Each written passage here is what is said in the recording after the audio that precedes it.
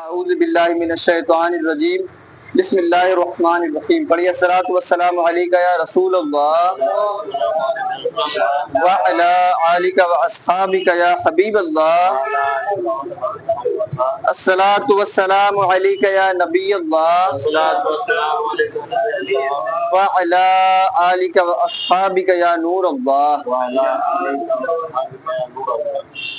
نویت سنت الاعتکاف۔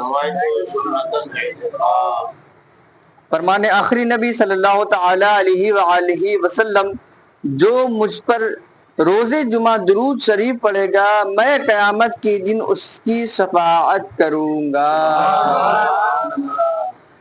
صلو علی الحبیب صلی اللہ علی محمد صلی اللہ تعالی علیہ وآلہ وسلم۔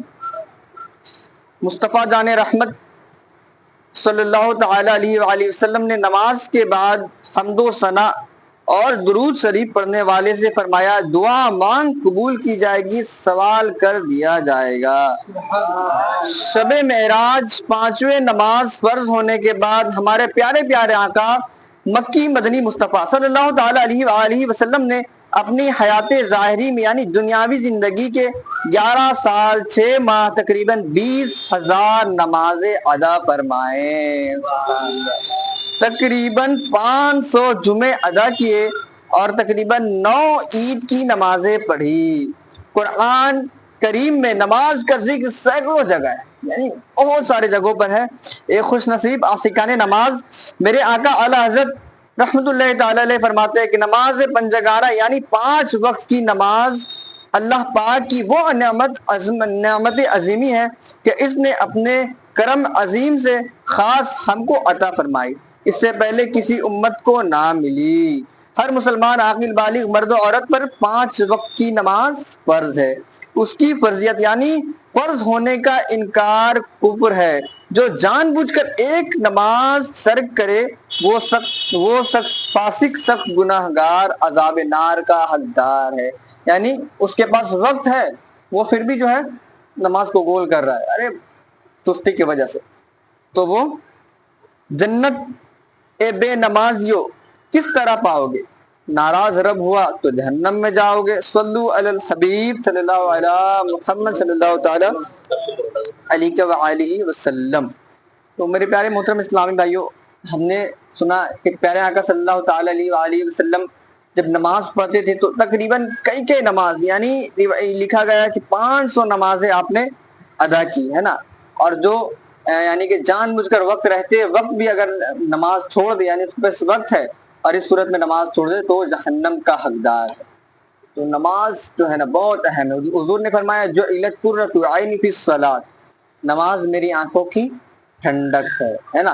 اچھا، بے نمازی کا جو عذاب ہوگا، اسے قبر میں جو عذاب دیا جائے گا نا، اسے ایک ایسا دردناک سانپ دیا جائے گا، اس کا نام ہوگا السجاء الاکرا، گنجا سانپ، اور جب انسان کو ڈسے گا تو انسان 70 گز زمین کے اندر دستا چلا جائے گا، اور وہ اگر اپنا دم پہاڑ میں مار دے تو پہاڑ ریزہ ریزہ ہو جائے گا، اور اس دنیا میں سانس لے تو اس کی گرمی سے سارے لوگ مر جائیں گے۔ اللہ اکبر، اتنا دردناک، تو ہم کیسے سہ سکیں گے؟ میرے پیارے محترم اسلام بھائی، ہمیں چاہیے کہ نماز کو کنٹینیو پابندی سے درا کریں ہے نا۔ انشاءاللہ نماز پڑھیں گے تو ہمیں نماز کی لذت محسوس ہوگی۔ اچھا، جس کا یہ چیز ہو یار گانے میں مزہ ہے، فلم ڈرامے میں دیکھنے میں مزہ ہے، تو اس نے کبھی تہجد میں مزہ نہیں لیا۔ نماز میں جو عشق آتا ہے، اللہ کریم سے بات کا جو لطف آتا ہے، پھر وہ شخص نے نہیں لیا۔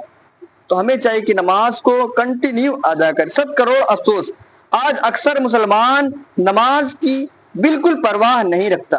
ہماری مسجدیں نمازیوں سے خالی ہوتی ہے۔ اللہ پاک نے نماز فرض کر کے ہم پر یقیناً احسان عظیم فرمایا۔ ہم تھوڑی کوشش کر رہے نماز پڑھے تو اللہ کریم ہمیں بہت سارا اجر و ثواب عطا فرمائے گا۔ پارہ 18 سورۃ المؤمنین کی آیت نمبر 10 اور 11 میں ارشاد فرمایا، اے ایمان والو، اور جو اپنی نمازوں کی نگہبانی کرتے ہیں یہی لوگ وارث ہیں کہ فردوس کی میراث پائیں گے اور وہ اس میں ہمیشہ رہیں گے۔ سبحان اللہ۔ ترجمہ کنز ایمان، اور میری یاد کے لیے نماز قائم رکھو۔ اس آیت میں ارشاد ہوا کہ نماز جو ہے، بے شک نماز مسلمانوں پر وقت باندھا ہوا فرض ہے۔ ترجمہ کنز ایمان، اور نماز قائم رکھو ان دونوں کناروں کے اور کچھ رات کے حصوں میں بے شک نیکیاں برائی کو مٹاتا ہے اور یہ نصیحتیں ماننے والوں کو. تو میرے پیارے محترم اسلامی بھائی، ہمیں چاہیے کہ نماز کو پابندی، ایسا نہیں ہو کہ ایک وقت پڑھے دوسرے وقت بول، اور یہ ایسی چیز ہے اس کا معافی نہیں ہے. جی ہاں، ایسا نہیں کہ ہم سوچ رہے کتنا دن نماز، جتنی قضائیں ہوئی ہے اس کو ادا کرنا ہے، معافی مانگنا ہے، اللہ پاک معاف کرنے والا ہے. تو میرے پیارے محترم اسلامی بھائیو، اب اپنے دل میں یہ ذہن بسا لیجیے، جو بھی گناہیں ہوئی ہو، گناہ صغیرہ ہو یا گناہ کبیرہ ہو، ہے نا، میں نے کیا کہا، معافی مانگنے والا شخص ایسا ہے کہ گویا اس نے گناہ کیا ہی نہیں. جو بھی ہم لوگ سر سے لے کے پاؤں تک گناہ ہی گناہ ہے، کوئی نیکی عمل نہیں. تو ہمیں چاہیے کہ انشاءاللہ دعا مانگے. جس طریقے سے انسان مزدوری کرتا ہے، دن بھر مزدوری کرتا ہے، رات میں جب اسے رقم دی جاتی ہے تو وہ رقم لے کر چلے جاتے ہیں، اسی طریقے سے ابھی ہم لوگوں نے بیان سنا، اب انشاءاللہ رکت انگیز دعا ہوگی، ہے نا.